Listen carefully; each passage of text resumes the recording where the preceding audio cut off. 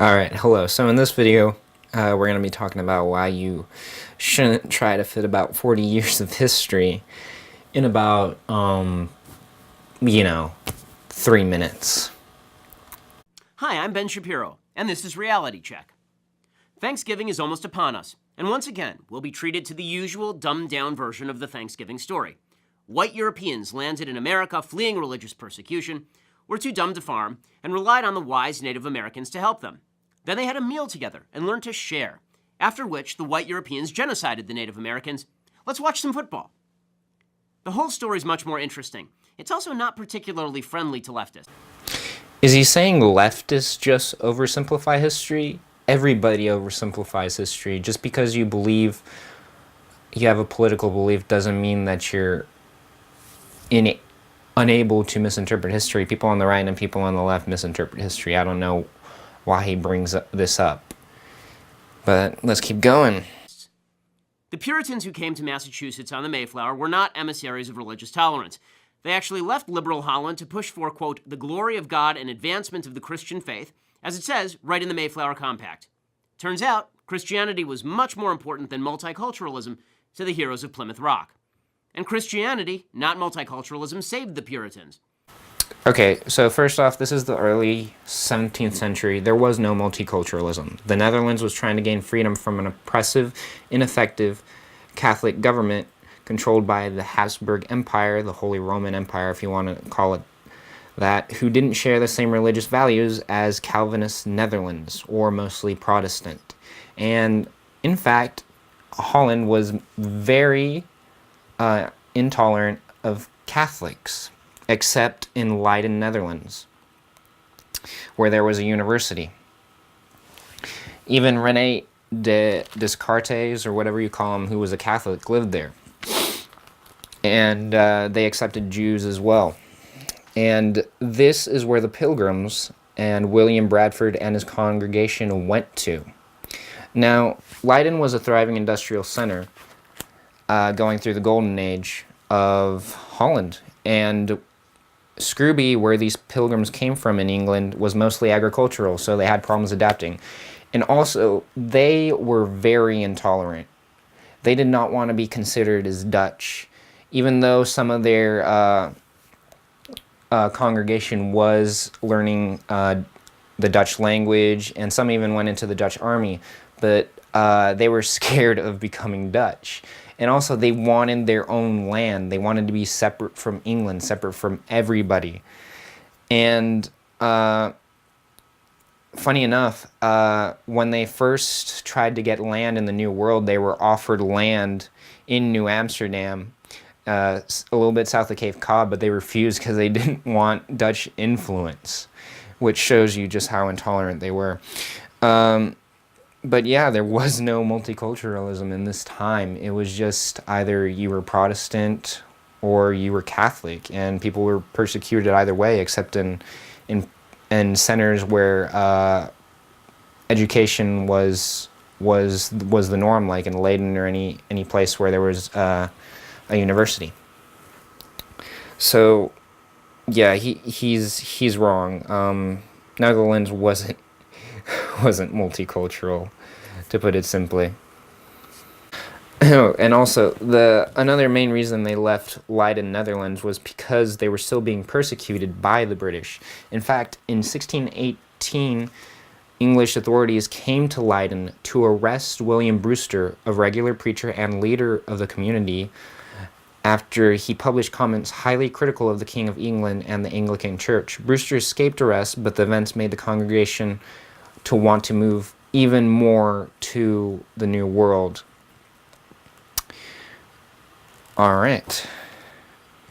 And also, I could go into detail of why Holland was more accepting, or especially Leiden was especially tolerant of new religions, but I'm not going to go into that now because this will be a really long video. But you could just do some research yourself into that. All right, keep going. The first winter, half the new settlers died. That was because of drought and plague and failure to understand the crops. All right, so to correct them right there, the Pilgrims, when they came to to the New World suffered from scurvy, which isn't a plague. A plague is an infectious disease either caused by a bacterium or a virus. And scurvy is just a severe lack of vitamin C. Just to keep things 100, you know. I don't know what the fuck I'm doing, but he's just getting some things wrong, and I'm just correcting him. I'm not trying to diss him or whatever. Then Squanto showed up. Now, Squanto wasn't just a Native American refugee from the Disney movie Pocahontas jabbering about the colors of the wind. He was. Does anybody actually believe that? People know that's bullshit. That's an oversimplification. Like, I don't understand what he's trying to say. Does he really think people believe that? Really? He was a Christian. Apparently, Squanto was just a boy when he met the English for the first time. He was promptly... What Ben Shapiro fails to mention is Squanto was abducted in 1614 by Thomas Hunt, one of John Smith's lieutenants, was sold in Spain to some Spanish monks, and then he found his way to England, and then by 1619 he went back on either John Smith's ship or Thomas Dermer's ship. Sources tend to differ on what exactly happened. And also, there was also another abduction of Squanto in 1605, possibly, but historians don't tend to believe this because the evidence is only circumstantial. But basically what he's trying to miss is that Squanto didn't just become Christian out of just an epiphany. He was pretty much forced to, because he went back to Spain. Captured and sent back to England for training as a guide. In 1614, he came back to America with John Smith. Okay, so he blatantly has all of this wrong. With a little bit of research, you could figure out that 1614, Squanto was going to Spain. He was not on John Smith's ship. In 1619, he went back on John Smith's ship. So he basically just has all of this wrong. He has the timeline wrong. All right, let's keep going. And then he was kidnapped again by one of Smith's men, sent back to Spain and sold into slavery. Spanish monks bought him, taught him Christianity. He somehow ended up in England, earned the respect of an Englishman who paid for his passage back to the New World. In 1619, Squanto finally went home. So all of this is basically really confusing now. He got the 1619 part down, but he said that Squanto was already a Christian when he was in the quote-unquote New World, and that he was a Christian before he came to Spain, which wasn't true. So he has his... Once again, he has the timeline wrong. And it just tries to make it look like Squanto wasn't abducted to begin with when he was. But by the time he got back, his entire village had been killed by disease. 1 year later, the Pilgrims showed up and happened to settle right there in Squanto's devastated village. Governor William Bradford wrote that Squanto, quote, became a special instrument sent of God for our good. He never left us till he died. It was Christian Squanto, not Native Americans generally, who taught the Pilgrims how to farm. With Squanto's help, the Pilgrims survived to celebrate the first Thanksgiving in 1621. When he died 1 year later, he asked Bradford to pray for him so that he could, quote, go to the Englishman's God in heaven.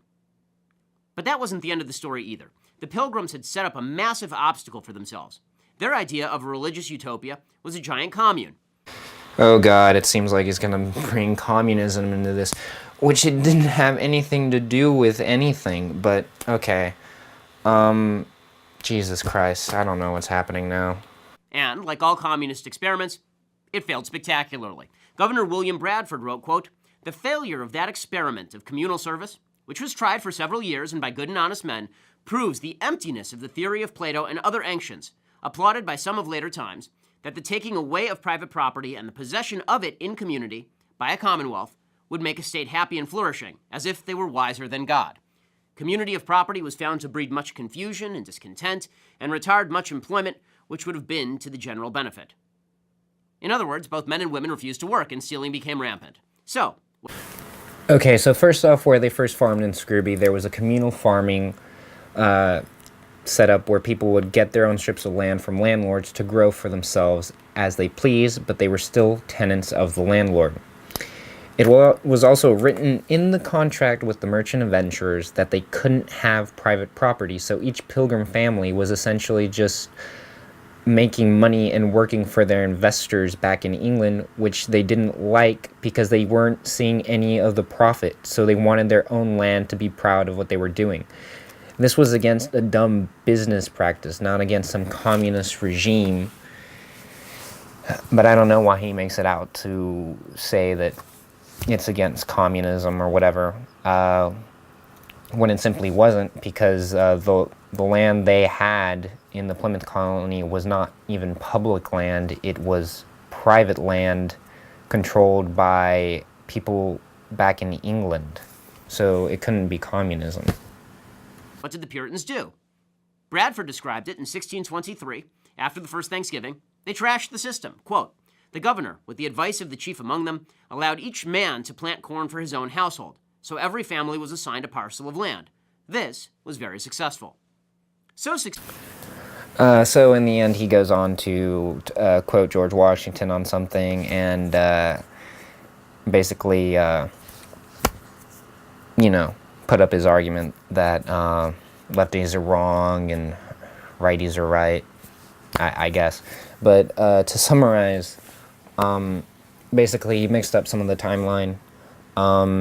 Netherlands wasn't multicultural. The Pilgrims just wanted to set up their own land by themselves. They were very intolerant. They could have lived in Leiden, but they didn't want to. And number 3, the Pilgrims never wanted to live in a commune. Their idea was democracy from the beginning. They just did not like the business practices of the merchant adventurers, which they got the land from. There was no idea of communism at this time. There was no idea of a stateless, moneyless society where there was public land. The land they had was private the whole time. They just didn't like not having their own private property to see their own profit, because they had private property. It was just a big whole thing of private property where everybody grew stuff, but they didn't see any profit. So while they did transfer from a commune system to a private ownership system, it was just against big business, actually, and corporations, not exactly communism. So yeah, if you like videos similar to this one, subscribe and check out some of my other videos, and thanks a lot.